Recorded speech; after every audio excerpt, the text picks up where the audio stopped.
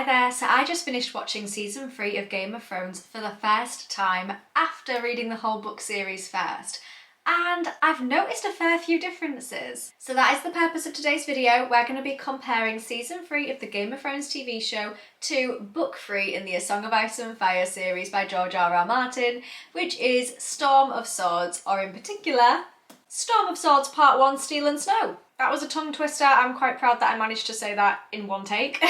So if you enjoy these comparison videos, make sure to give it a thumbs up to let me know. And if you want to see my first time reactions to each episode of Game of Thrones, I'll leave the playlist down below as well. The Red Wedding was crazy, even when I knew that it was coming up.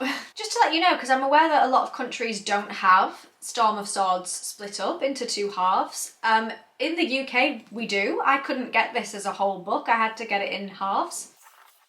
So these are the two Storm of Swords halves that I have. I'm assuming that season 3 of the TV show is based on part 1 and then season 4 is based on part 2. That is my assumption. Just as an FYI, there will definitely be spoilers for season 3 of the TV show and for the book series in this video, so please just bear that in mind. And also, there are so many differences, really small ones as well, in every single episode. So today I'm just going to talk about the major ones, or the ones that I wanted to speak about the most because I feel like they have the most impact. But if there are any changes or differences in this video that I don't mention, then please feel free to share them in the comments if you have opinions on them, or you just want to chat about some other differences too. There are so many. If I talked about them all, you would be here all day. I don't want to waste your time. You've got a life to live, and so do I. So let's crack on with this video. So in order to organise my thoughts better, I'm going to split this video up into character changes and scene changes, and then my final verdict at the end as to whether or not I feel like it is a good adaptation of the book. Starting off with character changes. So kicking things off, they have completely removed Barristan Selmy's alter ego persona, Arstan Whitebeard. So in the books, he uses Whitebeard as a way of concealing his identity from Daenerys and just to hide who he really is. He's Barristan the Bold. He's famous in those days. He's a celeb. Whereas in the TV show, he reveals himself straight away to Daenerys as Barristan Selmy. Now, my assumption as to why they've just completely removed the whole Arstan Whitebeard thing is because in the TV show, we would be able to know straight away that it is Barristan because we can see him, we can see the actor. However, in the books, we can't see his appearance, so we don't actually know who Arstan Whitebeard is at that time. We can't identify that it's Barristan Selmy because we don't see him. So I think that's probably why they removed it, just because we'd guess straight away, we'd know it wasn't a persona, we'd know it was Barristan Selmy. However, I feel like it would have been kind of cool if he could have not tricked Daenerys, that's the wrong word for what Barristan would do, but more of like, we could see that he was lying. I feel like that would have been kind of cool, but the TV production team have obviously just removed it. They obviously felt like it wasn't necessary. I suppose in the grand scheme of things, it isn't a massive, huge part of the plot. I just kind of liked it, but you know, they obviously thought it wasn't necessary in the TV show to have an Arstan Whitebeard. Another character change I noticed is that the timing of when Jojen and Mira Reed are introduced is much earlier in the books. So in the books I'm pretty sure they're actually introduced in Clash of Kings, which is the second book, which if we're looking at the timeline of things, that should technically be the second season. However, they were introduced in season 3, so much later than in the book series. Another thing that is also much later in the book series in terms of that squad is when they split up. So when Osha, Rickon and Shaggy Dog split up from Bran, Hodor, Summer and the Reeds, that happens much earlier in the books than it does in the TV show. I kind of like the timing that they did that in the TV show. I feel like it allowed us to have a good sense of like squad dynamics, companionships. I feel like we learn a bit more about the whole squad, and especially with Rickon, let's be honest, he's barely in the books, he just disappears. I feel like the TV show has made him into an actual character, and I value him now. So I actually think that that was a very positive change from the TV show in terms of how they've changed the timelines and the pacing for that squad and just made us connect to them a little bit more. One of my favourite character changes in season 3 is what they have done to Podrick Payne. Big up, they have made him into this beast of a boy. Oh my goodness. Firstly, I'm so glad that they aged him up because of the things that he does in this season. I'm very glad they aged him up. He just seems like this lean machine who thrills all the ladies. Big up Podrick Payne, you are inspirational. That's my favourite character change.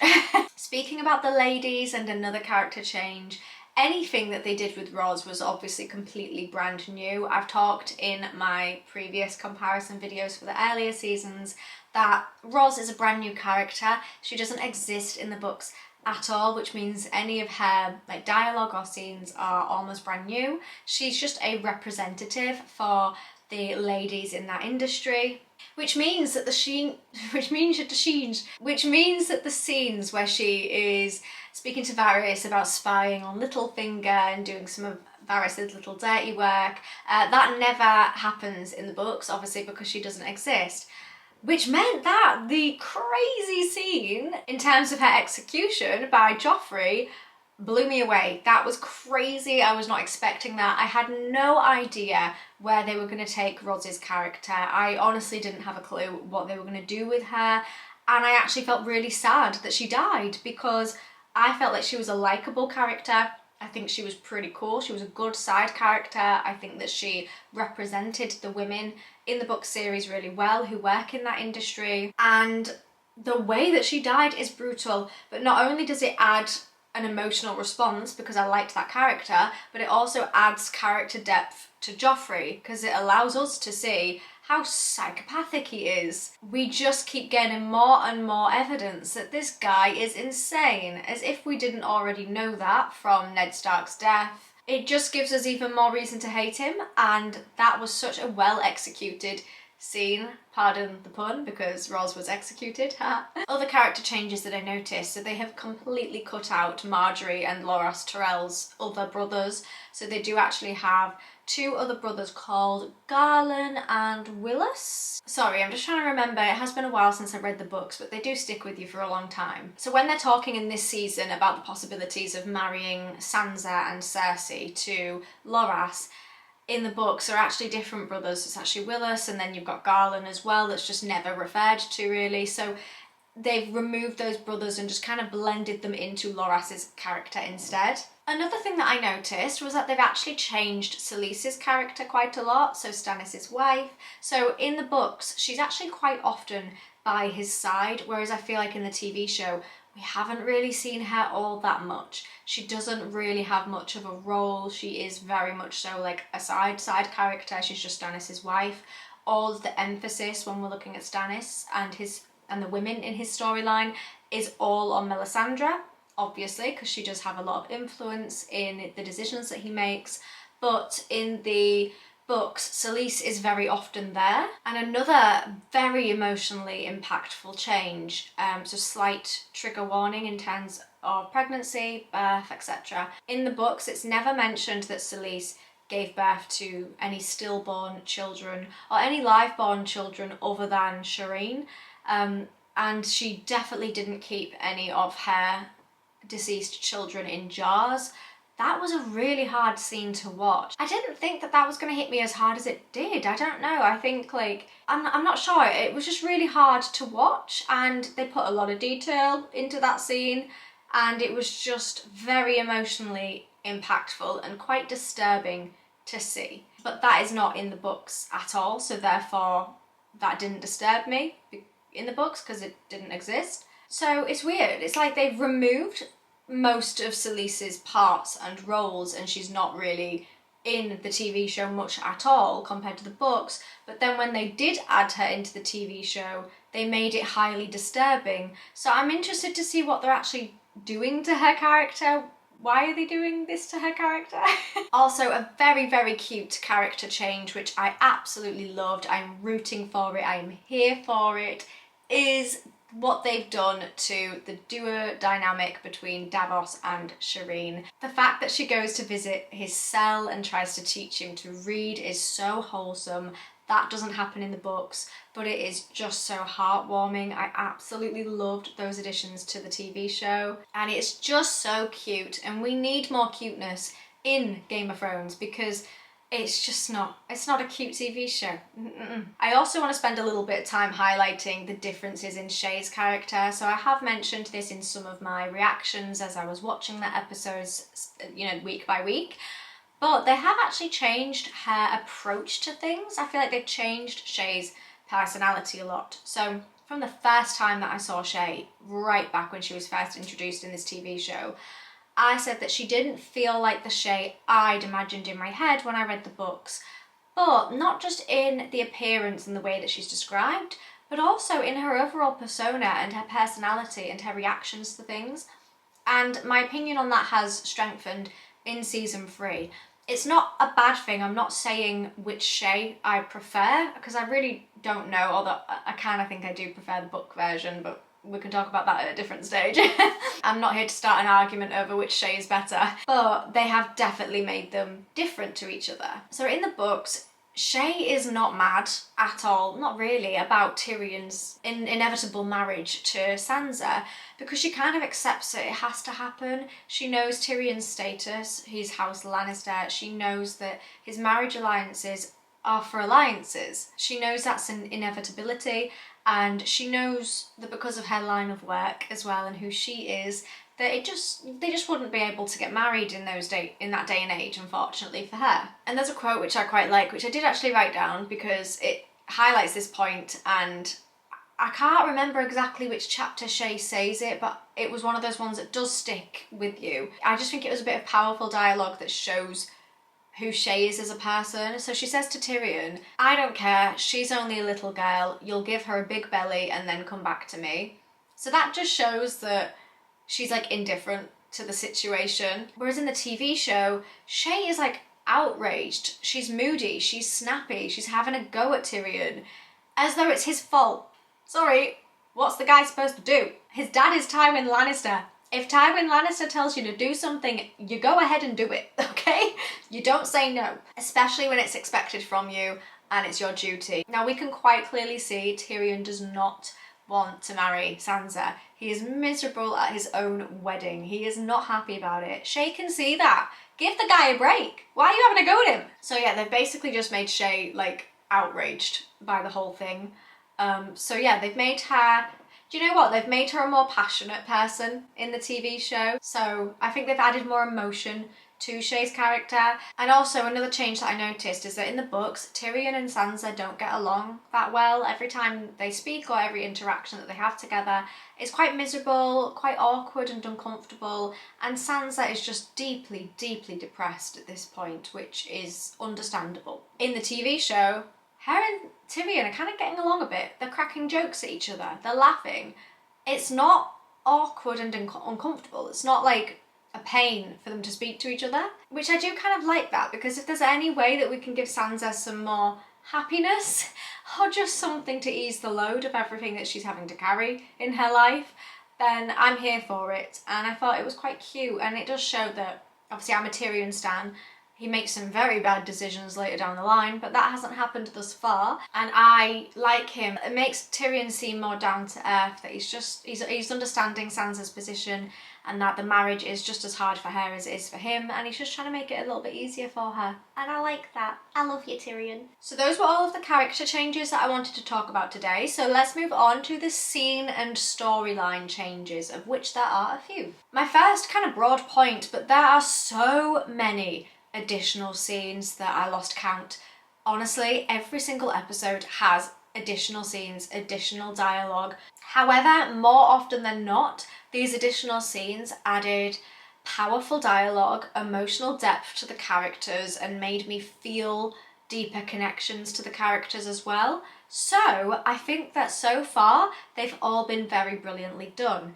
Now, I am extraordinarily worried for the time when the additional scenes are no longer good. I think that that is going to happen. Many people have pre-warned me about the later seasons of Game of Thrones. I'm not saying it's going to turn into a terrible TV show. I don't think that's going to happen at all. I still think that it's going to be a good TV show, even in the later seasons. Oh, sweet summer child.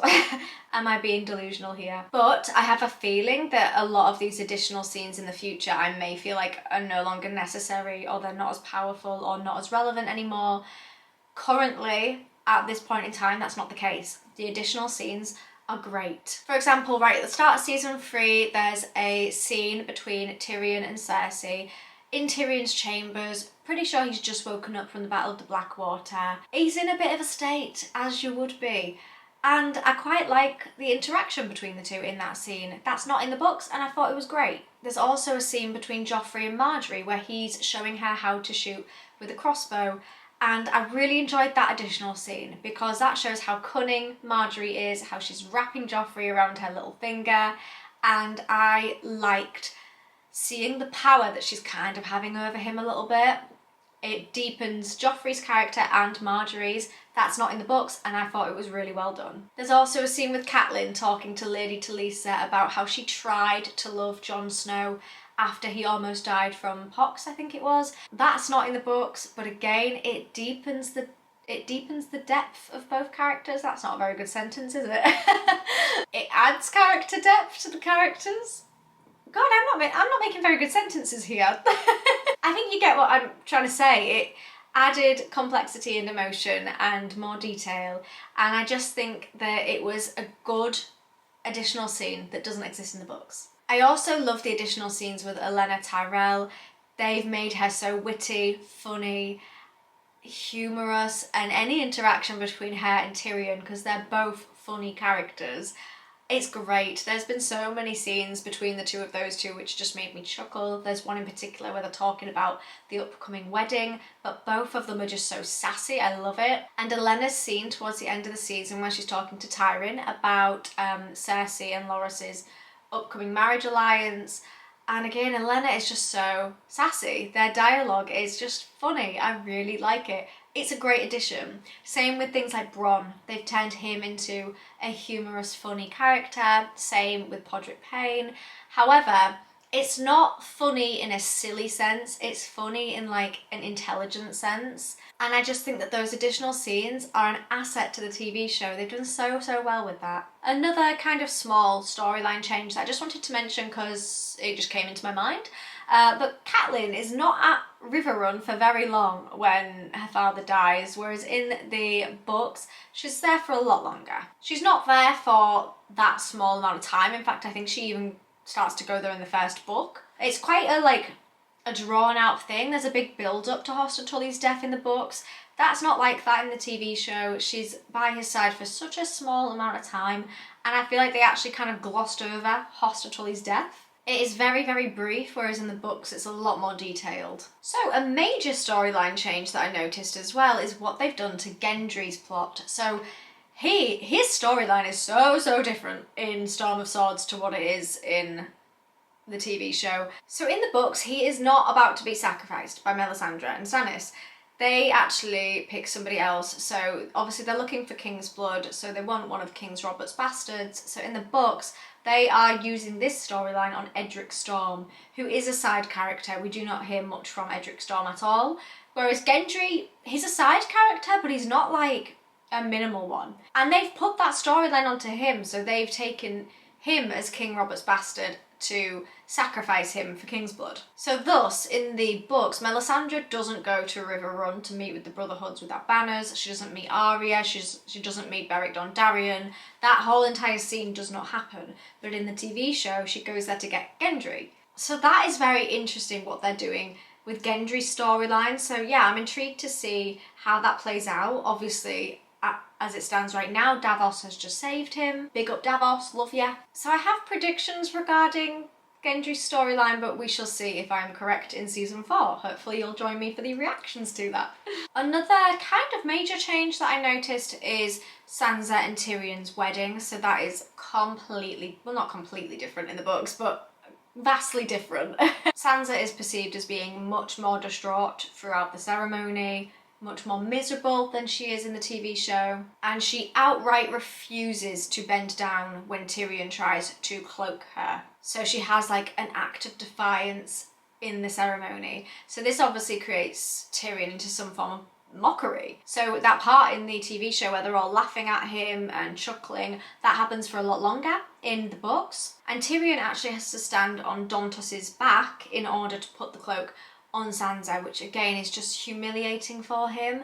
Whereas in the TV show, they didn't make him have to do that humiliating act. He doesn't have to stand on anybody's back to do that. Sansa bent down and all was hunky-dory. Speaking of Ser Dontos, they kind of introduced his character and then took him away. So he has a role in Sansa's storyline in kind of promising that he's going to save her and rescue her. They've just completely removed that from the TV show. I thought that that was going to happen because they introduced him at the start of season 3.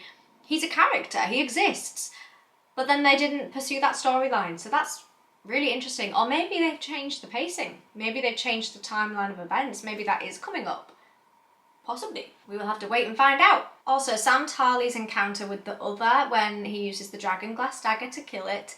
Honestly, love that scene in the TV show and the books. So cool. That is slightly different because Gilly's not with Sam when he does that. In the books, he's actually with some other brothers of the Night's Watch.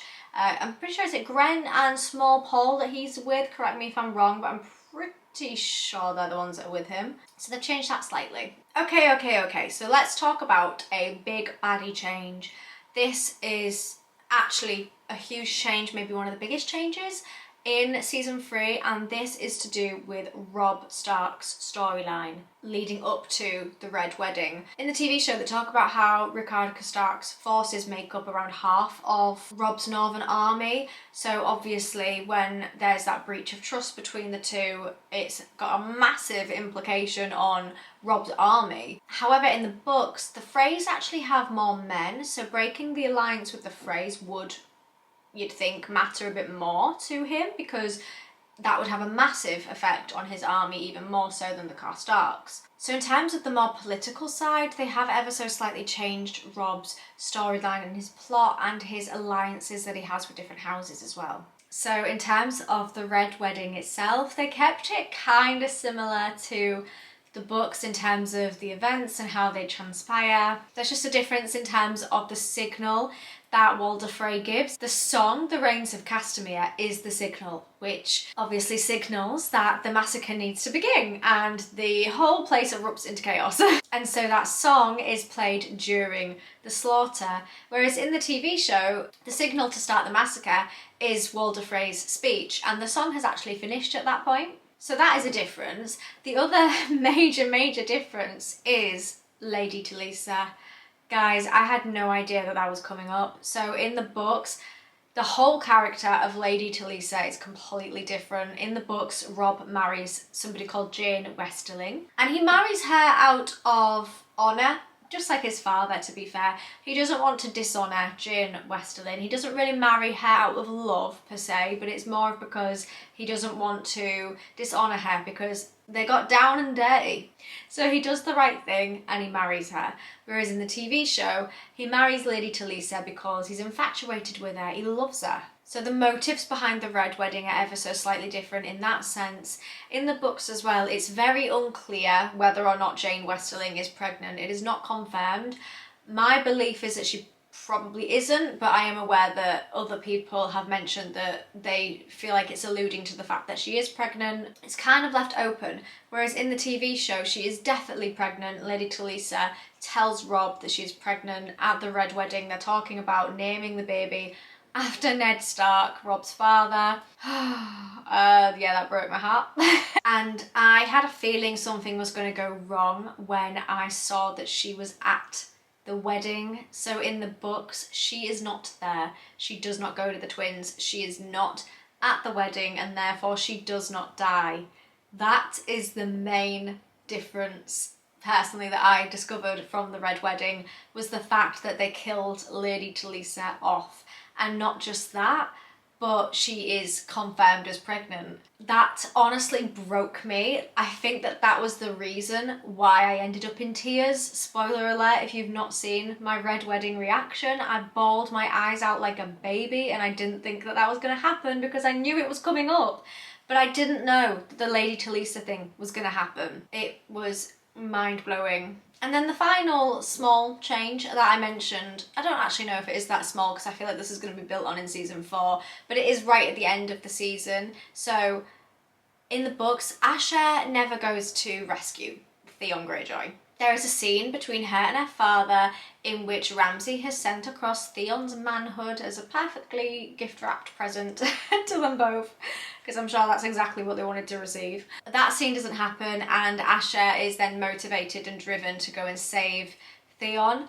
And the majority of Theon's torture by Ramsay Snow kind of happens like off-screen. In the books, we don't get like a massive amount of detail because at that point we don't know that Reek is Theon and Theon is Reek. So again, they've changed the pacing and they've added a lot more emphasis onto Theon's torture as it's happening in real time, whereas in the books, the majority of it has already happened by the time we get to Reek's first POV chapter, Reek/Theon. So I'm really excited to see where season 4 takes that. I will be very intrigued to see what they do with Asha's character, because I must say I much prefer her in the books. I really rooted for her, really felt connected to her in the books. I haven't felt the same in the TV show thus far, but this storyline of her going to rescue Theon makes me intrigued. I could be vibing with Yara in season 4. I really don't like that they changed her name. I know why they did it. It's to prevent any confusion between Asha and Osha. I get it. But Yara? Because she's a pirate? Why? Okay. That's a different topic for discussion. So the final verdict is season 3 a good adaptation of book 3, Storm of Swords? The obvious answer is of course yes. It's a brilliant season. I thoroughly enjoyed it. It was so impactful. Every episode was great.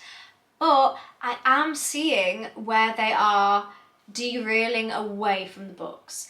I'm seeing that more and more each season. So season 1 was basically a perfect carbon copy of book 1 Game of Thrones. Very, very small changes. Then season 2 was like starting to turn away from that, but still also kept very, very close to the source material. Season 3 is where it's starting to change. There's so many more additional scenes. There's so much more to the writing. Like the writing of the dialogue isn't in the books. They've cut parts out, they've added bits in, they've changed storylines slightly. I'm starting to see a lot of changes. I'll be really interested to see how similar or how different they've made season 4. So I hope that you're looking forward to that too. The first episode of season 4, so my reaction, first time watching it, will be up next week. So I hope that you're really excited. I personally can't wait. So those are all the differences that I wanted to share with you today. Those are my comparisons between season 3 and book 3. Obviously I prefer the books. But that's the same with everything. Like that's no discredit to the TV show. It's just every time I've watched a TV or a movie adaptation of the books, I just always prefer the books.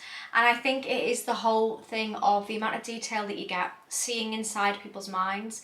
Nothing beats reading a POV chapter from inside someone's mind. Like nothing will beat reading the Red Wedding from Catelyn's inner monologue. As amazing as the Red Wedding episode was, you can't describe the feeling of being inside somebody's mind and watching it, and that is what the books are. So that is the same with everything, but this is a top tier TV show. This is fantastic, it's brilliant, and I am starting to see it divert away from the source material and not be as closely linked to the books anymore.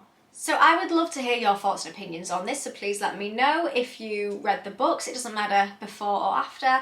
I would just love to know if you noticed any changes or differences to the TV show that I haven't mentioned in this video today, or if there's anything that you agree or disagree with me on, please feel free to pop those in the comments so that we can keep this conversation going. Please give this video a thumbs up if you enjoyed it. It really does mean a lot to me. If you like my content and you want to see more from me, then please subscribe because it's free and it means that you'll see my videos easier. I also want to give a huge thank you to the members supporting my channel. You guys mean so much to me and I really do appreciate it. If you would like your name featured at the end of my videos or you want access to cool perks, then please check out the memberships. Hopefully there'll be something on there for you to enjoy.